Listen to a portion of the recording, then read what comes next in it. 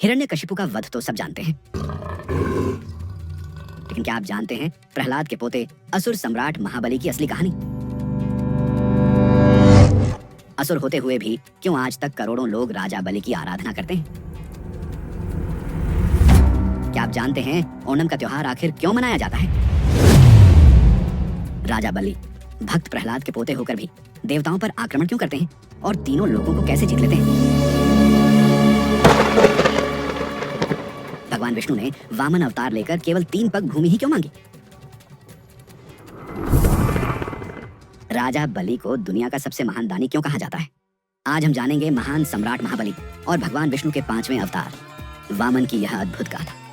कहानी शुरू करने से पहले कमेंट में लिखिए जय भगवान वामन। लाइक और सब्सक्राइब करके हमें समर्थन दीजिए।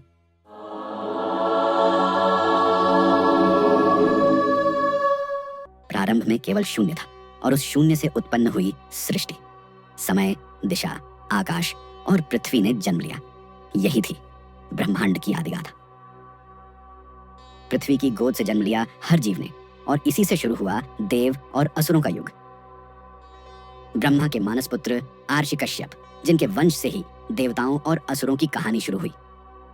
आर्षि कश्यप की पत्नियां कई थीं, परंतु उनमें 2 प्रमुख, अदिति और दिति। अदिति से जन्मे देवगण, धर्म और प्रकाश के प्रतीक। दिति से जन्मे दैत्य, बल और प्रतिशोध के अवतार। इसी एक वंश से निकलकर देव और असुर 2 विपरीत धाराएं बनी, जिनके द्वंद्व ने ब्रह्मांड की गाथा को आकार दिया।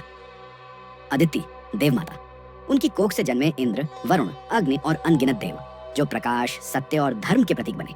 इनके हाथों में था सृष्टि का संतुलन और इनके संकल्प में था जगत का संरक्षण। दिति असुर माता, उनकी संतानें बनी शक्ति और बल की मूर्तियां। दिति से जन्मे 2 असुर भाई, हिरण्याक्ष और हिरण्यकशिपु। हिरण्याक्ष ने धरती को महासागर में डुबो दिया। भगवान विष्णु ने वराह अवतार लेकर उसका वध किया। भाई की मृत्यु ने हिरण्यकशिपु को प्रतिशोध से भरा। उसने स्वयं को ईश्वर घोषित किया, पर उसके ही घर में जन्मे महान भक्त प्रहलाद वे थे विष्णु के परम आराधक। हर यातना, हर कष्ट के बीच भी उनके पावन होठों पर निरंतर गूंजता रहा, नारायण नारायण। जब अत्याचार चरम पर पहुंचा, भगवान विष्णु नृसिंह अवतार में प्रकट हुए। हिरण्यकशिपु के अंत के बाद असुरों का राज सिंहासन उसके पुत्र महाभक्त प्रहलाद को मिला। इस प्रकार पहली बार असुर कुल का राजा भक्ति, धर्म और विष्णु निष्ठा का प्रतीक बना। बाद में महाभक्त प्रहलाद ने असुर और देवताओं के बीच शांति स्थापित की। युद्ध और वैर की परंपरा को तोड़कर भक्ति और धर्म को आधार बनाया। असुर और देव अब शत्रु नहीं, बल्कि धर्म के सहयात्री बनकर उन्होंने ब्रह्मांड में शांति स्थापित की। समय आगे बढ़ा। भक्त प्रहलाद अब वृद्ध हो चले थे। उनकी माता की अंतिम इच्छा थी कि वह अपने पोते को राज सिंहासन पर बैठते हुए देखें। उनकी यही कामना थी कि असुर वंश अब धर्म और भक्ति के मार्ग पर स्थिर रहे। प्रहलाद ने अपनी माता की इच्छा पूरी करने का निश्चय किया। उनके पुत्र विरोचन का विवाह कुलीन और तेजस्विनी कन्या विशालाक्षी से हुआ। यह विवाह असुर वंश के इतिहास में एक महान अध्याय था। मंडप में वैदिक मंत्रों की गूंज उठी। चारों ओर अग्नि को साक्षी मानकर संस्कार संपन्न हुए। विशालाक्षी की उपस्थिति ने असुर कुल में नई आभा और मर्यादा का संचार किया। इस शुभ अवसर पर प्रहलाद ने अपने पुत्र को युवराज घोषित किया। विवाह के बाद प्रहलाद ने राज्य की बागडोर विरोचन को सौंप दी और स्वयं संन्यास धारण कर लिया। उन्होंने राजसत्ता त्याग दी और तपस्या व भक्ति में लीन हो गए। असुर वंश में एक नया प्रभात हुआ। विरोचन और उसकी पत्नी विशालाक्षी के घर जन्म लेने वाला था एक ऐसा बालक जिसका आगमन पूरे कुल के लिए आशा का दीप बनकर आया। माघ शुक्ल द्वादशी की पावन तिथि पर शुभ अभिजीत मुहूर्त में, जब नक्षत्र अपनी उच्चतम स्थिति में थे, तभी वह दिव्य क्षण आया। ज्योतिषियों ने कहा, यह संयोग दीर्घायु और तेजस्वी सम्राट के जन्म का संकेत है। और फिर उस पावन घड़ी में एक तेजस्वी बालक का जन्म हुआ। उसका मुखमंडल चंद्रमा सा उज्ज्वल था। आंखों में करुणा और साहस की चमक थी और पूरे शरीर से अलौकिक तेज झलक रहा था। असुर वंश में आनंद की लहर दौड़ गई। नगाड़ों की गूंज उठी। वेद मंत्रों का उच्चारण होने लगा। जन्मोत्सव के उस पावन क्षण में सम्राट विरोचन ने आदरपूर्वक अपने गुरु शुक्राचार्य को बुलाया। उन्होंने विनम्रता से निवेदन किया, गुरुवर, कृपा करके मेरे पुत्र को अपने आशीर्वाद से अलंकृत करें। शुक्राचार्य आगे बढ़े और नवजात शिशु को अपनी गोद में उठाया। ध्यानमग्न होकर उन्होंने गहन दृष्टि डाली और आशीर्वाद दिया, यह बालक असुर वंश का गौरव बनेगा। यह कोई साधारण आत्मा नहीं है। यह आगे चलकर तीनों लोकों पर राज्य करेगा। समय की धारा आगे बढ़ रही थी। इसी बीच महाज्ञानी शुक्राचार्य ने अपने ध्यान और ज्योतिष साधना में एक गूढ़ संकेत पाया। उनकी दृष्टि में स्पष्ट हुआ कि विरोचन की जीवन रेखा क्षीण है। उसके ऊपर अकाल मृत्यु का गंभीर साया मंडरा रहा है। राजन, तुम्हारे जीवन पर घोर संकट आने वाला है। इससे बचने का केवल एक ही उपाय है। तुम्हें हिमालय की गोद में जाकर 10 वर्षों तक कठोर तप करना होगा। केवल वही तप तुम्हें मृत्यु से रक्षा देगा। शुक्राचार्य की चेतावनी के बाद विरोचन हिमालय की ओर प्रस्थान की तैयारी करने लगा। उसका हृदय भविष्य की अनिश्चितता से भरा था। तो सम्राट विरोचन हिमालय की कंदराओं में चला गया। कड़कड़ाती ठंड, प्रचंड हवाएं और बर्फ की चट्टानों के बीच उसने वर्षों तक घोर तपस्या की। 10 वर्षों तक वह निर्विकार खड़ा रहा, न भूख की परवाह की, न नींद की। आखिरकार उसकी तपस्या से प्रसन्न होकर सूर्यदेव प्रकट हुए। उनकी आभा से समस्त हिमालय आलोकित हो उठा। सूर्यदेव ने कहा, विरोचन, तेरे धैर्य और तप से मैं प्रसन्न हूं। उन्होंने अपने तेज से निर्मित एक दिव्य मुकुट प्रदान किया और आशीर्वाद दिया, जब तक यह मुकुट तेरे मस्तक पर रहेगा तुझे कोई परास्त नहीं कर पाएगा।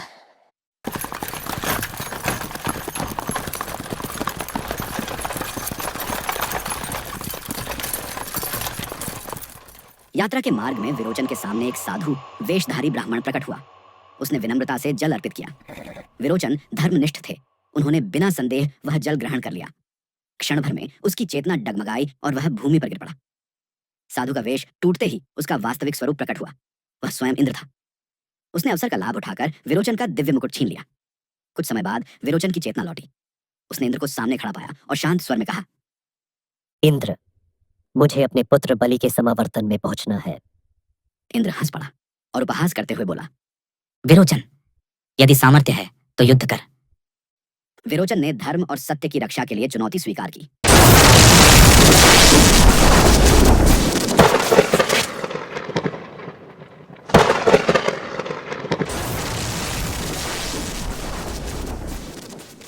परंतु मुकुट के बिना उसकी शक्ति क्षीण हो चुकी थी। इंद्र ने छल और बल दोनों से आक्रमण किया और अंततः विरोचन भूमि पर गिर पड़ा। किंतु इंद्र की निर्दयता यहीं समाप्त नहीं हुई। उसने विरोचन का शरीर तुरंत जला दिया ताकि कहीं शुक्राचार्य अपनी संजीवनी विद्या से उसे पुनः जीवित न कर दें।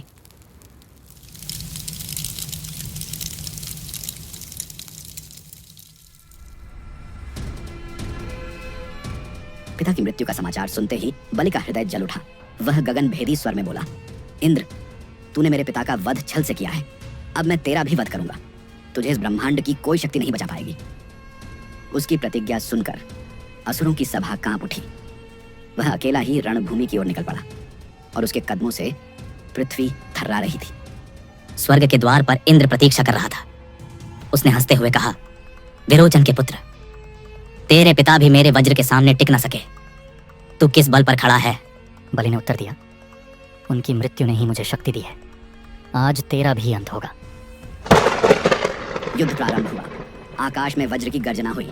धरती बलि की गदा के प्रहार से कांप उठी। इंद्र ने वज्र फेंका तो बलि ने अग्निबाण से उसका उत्तर दिया। वज्र और अग्निबाण टकराए तो मानो सूर्य और बिजली का संगम हो गया। युद्ध इतना भयंकर था कि देवता और असुर दोनों विस्मित हो उठे, परंतु अनुभव और छल इंद्र के साथ था। धीरे धीरे बलि के शरीर पर घाव गहरे होते गए। अंततः इंद्र ने वज्र से प्रहार कर उसे भूमि पर गिरा दिया। उसका शरीर मृत्यु के निकट था। इंद्र ने गर्जना की, तेरा अंत यहीं होगा। तेरे पिता की भांति तुझे भी अग्नि में भस्म कर दूंगा। वह बलि के शरीर को नष्ट करने ही वाला था कि आकाश से शंखनाद गूंज उठा। दिव्य आभा फैल गई और स्वयं भगवान विष्णु प्रकट हुए। उनका स्वर दिशाओं में गड़गड़ाहट की तरह गूंजा। इंद्र, तूने मेरे प्रिय भक्त का वध छल से किया है। क्या यही तेरा सामर्थ्य है, निर्दोष पर वार करना? तू यह सोचता है कि भोग और बलिदान से महानता सिद्ध होती है, परंतु जान ले, महानता केवल धर्म और सत्य से होती है। आज से मैं तुझसे और देवताओं से अपना नाता तोड़ता हूँ, क्योंकि यदि देव भी छल और अन्याय करने लगे तो फिर असुर और देवताओं में अंतर ही क्या शेष रह जाएगा। असुर राजधानी शोक में डूब गई। महल के प्रांगण में युवराज बलि का निष्प्राण शरीर रखा था। माताएं रो रही थीं, योद्धा मौन खड़े थे। महारानी का विलाप वातावरण को विदीर्ण कर रहा था। तभी आगे बढ़े महाज्ञानी शुक्राचार्य। उन्होंने गगन भेदी स्वर में कहा, नहीं, यह बालक मृत्यु का बंधन नहीं स्वीकार करेगा। वेद मंत्र गूंजे, अग्नि प्रज्वलित हुई और उनके तप की शक्ति ने बलि को स्पर्श किया। क्षण भर में उसकी श्वास लौटी, आंखों में तेज चमक उठा और वह उठ खड़ा हुआ। पूरी सभा जय घोष से गूंज उठी। यह केवल जीवन दान नहीं था, यह बलि का पुनर्जन्म था। वर्षों के साथ उसका व्यक्तित्व और अधिक तेजस्वी हुआ। सम्राट महाबली युद्ध कला में अद्वितीय सिद्ध हुए। गदा, धनुष, तलवार और शास्त्र सभी उनके अधीन थे। पर उनकी सबसे बड़ी पहचान वीरता नहीं बल्कि भक्ति और दानशीलता बनी। जहां भी सम्राट महाबली विराजमान होते वहां धर्म और न्याय की आभा फैल जाती। उनके द्वार से कोई याचक खाली हाथ नहीं लौटता। उनकी उदारता इतनी विलक्षण थी कि माता लक्ष्मी स्वयं उन पर प्रसन्न हुई। महाज्ञानी गुरु शुक्राचार्य ने जब देखा कि सम्राट महाबली का तेज और सामर्थ्य दिन प्रतिदिन बढ़ रहा है, उन्होंने दिव्य यज्ञ किया। वेद मंत्रों की गूंज और तप की अग्नि से प्रकट हुआ एक अजेय रथ, स्वर्ण और रत्नों से जड़ा, अपराजेय कवच से घिरा हुआ, जिसके पहियों की गर्जना आकाश को हिला देती थी। इस रथ पर आरूढ़ होकर कोई भी शत्रु तुझे पराजित नहीं कर पाएगा। जब सम्राट महाबली उस दिव्य रथ पर सवार हुए तो मानो तीनों लोग उनके संकल्प के आगे झुक गए। उन्होंने अपनी संगठित सेना के साथ स्वर्ग पर चढ़ाई की। युद्ध छिड़ा, देवसभा कांप उठी। इंद्र ने अपने वज्र से प्रतिरोध किया।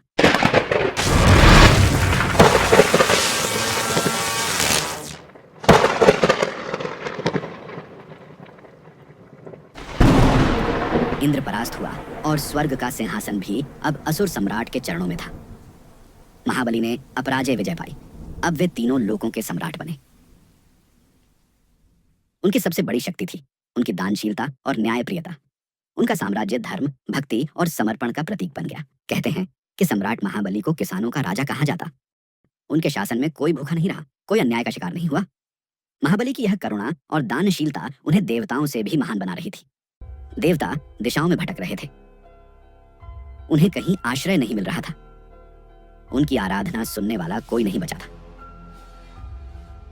इस अपमान और असहायता को देख देवमाता अदिति का हृदय व्याकुल हो उठा। वे तप में लीन हुई और भगवान विष्णु का ध्यान करने लगी। आंखों में अश्रु और स्वर में करुणा के साथ उन्होंने प्रार्थना की, स्वामी, आपने एक बार मुझसे वचन दिया था कि जब समय आएगा आप मेरे पुत्र रूप में अवतरित होंगे। वह समय अब आ गया है। मेरी गोद को पवित्र करें और पुत्र रूप में अवतरित होकर देवताओं का उद्धार करें। आदित्य की विनती से वैकुंठ कांप उठा। भगवान विष्णु स्वयं प्रकट हुए और बोले, देवी, तुम्हारी साधना सफल हुई है। अब मैं तुम्हारे गर्भ से जन्म लूंगा और वामन रूप में अवतरित होकर धर्म और संतुलन की रक्षा करूंगा। और ऋषि कश्यप के आश्रम में आदित्य के गर्भ से भगवान विष्णु ने जन्म लिया। वह बालक अत्यंत तेजस्वी था। आंखों में दिव्यता और मुख पर मासूमियत झलकती थी। संपूर्ण वातावरण शुभ शकुनों से गूंज उठा। देवताओं ने प्रसन्न होकर जय घोष किया, जय वामन देव, जय विष्णु अवतार। उस बालक का नाम वामन, बौने रूप में किंतु तेज और शक्ति से अपार। उसके जन्म ने देवताओं के हृदय में आशा की लौ जला दी। अब समय आ गया था कि महाबली की दानशीलता की परीक्षा हो और वामन अवतार से ब्रह्मांड का संतुलन पुनः स्थापित हो। काल का प्रवाह निरंतर बढ़ता गया। देवताओं की स्थिति अब और भी दयनीय हो चुकी थी। स्वर्ग का वैभव असुरों के अधीन था और देवगण दिशाओं में भटक रहे थे। उनकी व्याकुलता दिन प्रतिदिन बढ़ती रही। इसी बीच असुरों के सम्राट महाबली का साम्राज्य और भी प्रखर हो उठा। उनका यश केवल पृथ्वी तक सीमित नहीं रहा बल्कि तीनों लोकों में गूंजने लगा। उनकी दानशीलता, धर्मप्रियता और भक्ति की गाथाएं दूर दूर तक फैली। सम्राट ने निश्चय किया, मैं 100 अश्वमेध यज्ञ करूंगा। इन यज्ञों से मेरा राज्य अटल और स्थायी हो जाएगा और यह भी प्रमाणित होगा कि दान और धर्म से ही सच्चा साम्राज्य फलता फूलता है। समय बीतता गया और एक एक करके 99 यज्ञ संपन्न हो गए।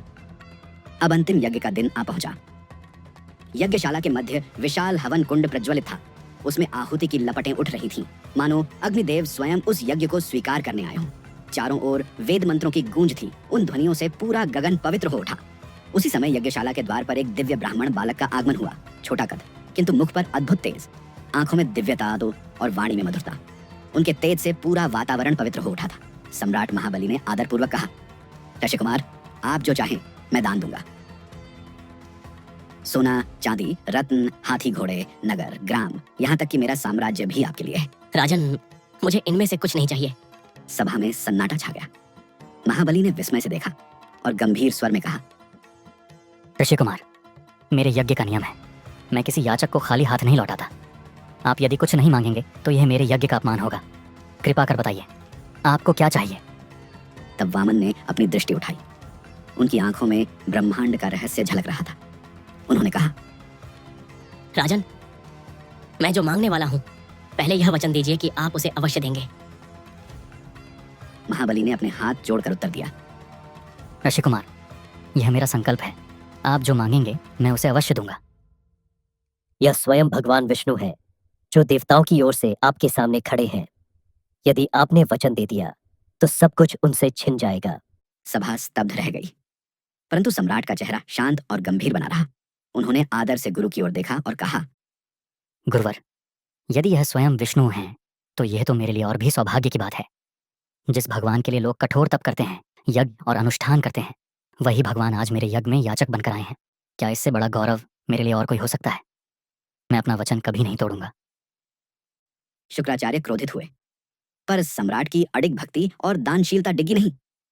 महाबली ने गर्व से कहा, ऋषि कुमार, आप जो भी मांगेंगे मैं दूंगा। यह मेरा अटल संकल्प है। तब वामन ने मधुर स्वर में कहा, महाराज, मुझे केवल उतनी भूमि चाहिए जिसे मैं अपने 3 पगों में नाप सकूं। महाबली हंस पड़े। हे ब्राह्मण देवता, आप मुझसे कुछ बड़ा मांग सकते थे, सोना, चांदी, रथ, लेकिन आप केवल 3 पग भूमि मांग रहे हैं। मैं वचन देता हूं कि मैं आपको 3 पग भूमि अर्पित करता हूं। उन्होंने अपने कर कमलों से जल अर्पित किया और दान का संकल्प पूरा किया। दान का संकल्प पूर्ण होते ही अचानक यज्ञशाला कांप उठी। वेद मंत्रों की ध्वनियां और तीव्र हो गईं। अग्निकुंड की ज्वालाएं आकाश को छूने लगी। वे थे स्वयं विष्णु का विराट रूप, जिनके उदय से ब्रह्मांड प्रकाश में हो उठा। देव स्तब्ध रह गए, असुर विस्मय में कांप उठे। आर्षि और मुनि निःशब्द होकर चरणों में झुक गए। उस क्षण संपूर्ण सृष्टि मानो एक ही स्वर में पुकार उठी, यही है धर्म के पालनहार, ब्रह्मांड के अधिपति। एक पग में उन्होंने संपूर्ण पृथ्वी को नाप लिया, दूसरे पग में समस्त आकाश उनके अधीन हो गया। अब तीसरे पग के लिए स्थान शेष न रहा। गगन भेदी स्वर में भगवान ने कहा, राजन, अब बताओ मेरा तीसरा पग कहाँ रखूं? यज्ञशाला में गहरा सन्नाटा छा गया। देवताओं की दृष्टि स्तब्ध थी। असुरगण भय से कांप रहे थे, परंतु सम्राट महाबली का चेहरा शांत था। वह आगे बढ़े, विनम्रता से झुके और बोले, प्रभु, आपने अपने 2 पगों में पृथ्वी और आकाश समेट लिया। अब तीसरे पग के लिए स्थान केवल एक है, मेरा सिर। मेरे वचन को पूर्ण कीजिए। मैं अपना जीवन, अपना अहंकार सब आपके चरणों में समर्पित करता हूं। उपस्थित हर आत्मा ने देखा कि एक असुर सम्राट ने स्वयं भगवान के समक्ष वचन और दान की रक्षा के लिए अपने प्राण तक अर्पित कर दिए। ये केवल दान नहीं था, यह भक्ति, वचन और समर्पण की पराकाष्ठा थी। भगवान वामन ने करुणा से उनका समर्पण स्वीकार किया। उन्होंने महाबली को पाताल लोक का अधिपति बना दिया। पर यह पराजय नहीं थी, बल्कि अनंत गौरव का क्षण था। तुम युगों युगों तक स्मरण किए जाओगे और मैं स्वयं तुम्हारे द्वार पर द्वारपाल बनकर रहूंगा। पर महाबली की स्मृति आज भी जीवित है। कहते हैं, जब भगवान वामन ने उन्हें पाताल लोक का स्वामी बनाया तो महाबली ने प्रार्थना की, प्रभु, मुझे अपनी प्रजा से मिलने का अवसर अवश्य दें। भगवान विष्णु ने वचन दिया, हर वर्ष तुम्हें अपनी प्रजा से मिलने का अधिकार रहेगा। और वही दिन आज ओणम उत्सव के रूप में मनाया जाता है। केरल और भारत भर में यह पर्व महाबली की स्मृति में मनाया जाता है। माना जाता है कि उस दिन महाबली अपनी प्रजा से मिलने धरती पर आते हैं। लोग मानते हैं कि उस दिन सम्राट महाबली स्वयं आकर देखते हैं कि उनकी प्रजा सुखी और समृद्ध है। ये थी सम्राट महाबली और भगवान वामन की दिव्य गाथा। अगर वीडियो पसंद आया हो तो लाइक और सब्सक्राइब करके हमें सपोर्ट जरूर कीजिए। कमेंट में लिखिए जय वामन भगवान और बताइए अगली बार आप कौन सी कथा सुनना चाहते हैं, समुद्र मंथन या कोई और। साथ ही हमारे चैनल पर मौजूद नरसिंह अवतार की अद्भुत कथा जरूर देखिए।